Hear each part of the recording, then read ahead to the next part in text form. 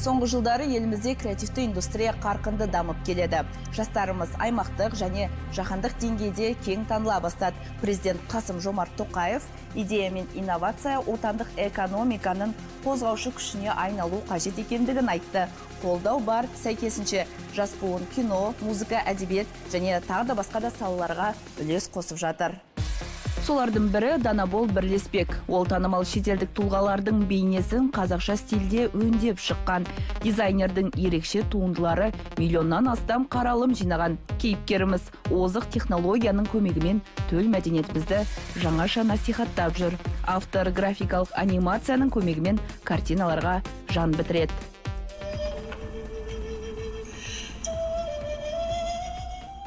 Қазіргі өзім бір стильді идентиканы таңдап алдым, яғни қазақи идентикада ою-өрнек, адамдардың келбетін қазақиландыру және киіз үйдің коллекциясын жасап жатырмын.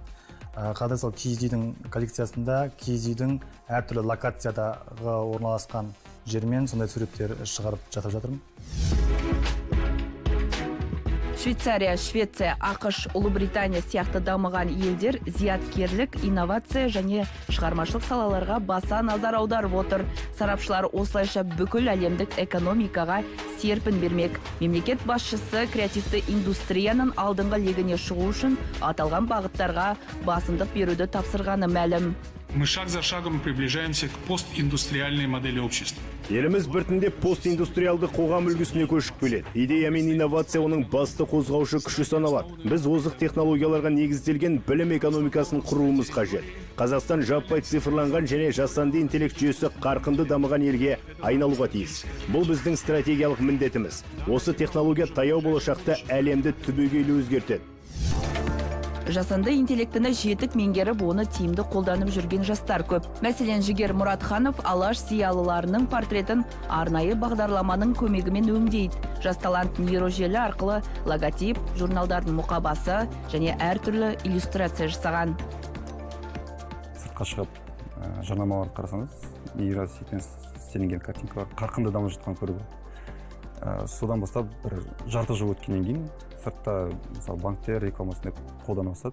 Осы нейрожелімен салынған суреттерді адамдардың бұл үлкен проблема еді, себебі стоктарды қарасаңыз, фотостоктарды қазақтардың бейнесі жоқтың.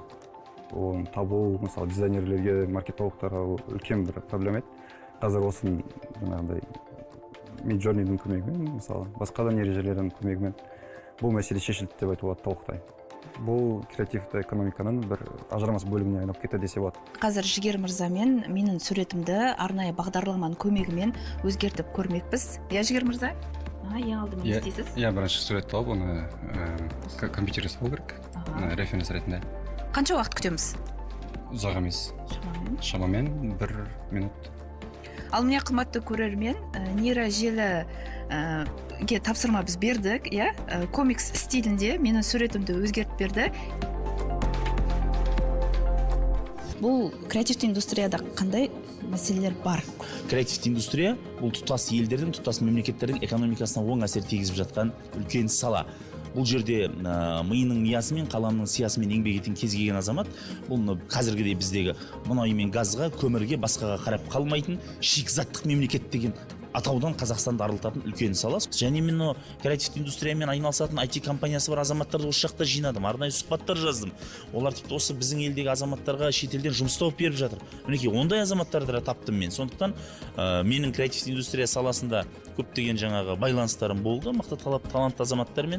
Қажет болған жағдайда министрліктің жанындағы басқармаға оны да беруге дайынбыз, және біз тиісті тапсырмаларды беріп жібердік. Олар бойынша алдағы уақытта қайтадан үлкен отырыс жасаймыз. Креативті индустрия өкілдері үшін арнайы салықтық жеңілдіктер де қарастырылған. Биыл 43 түрлі қызметтің 34-і осындай мүмкіндікке ие болды. Оны еліміздегі 4000-ға жуық кәсіпкер қолданып отыр.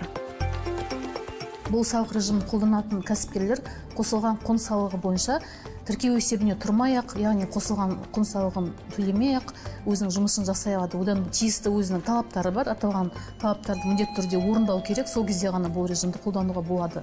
Алғашында енді бұл жердегі талап оның бір жылдағы кірісі 2 миллиард 200 миллион теңгеден аспауы керек. Екінші талабы, оның жалдамалы қызметкерлерінің саны 200 адамнан аспауы керек. Шығармашылық салада 39 мыңнан астам кәсіпкер қызмет етеді. 133 мыңы жаңа бағытта жұмыс істейді. Мәдениет және ақпарат министрлігі креативті индустриялар департаментінің бастамасымен бірыңғай корпоративтік қор құрылып, өңірлерде 15 хаб ашылған.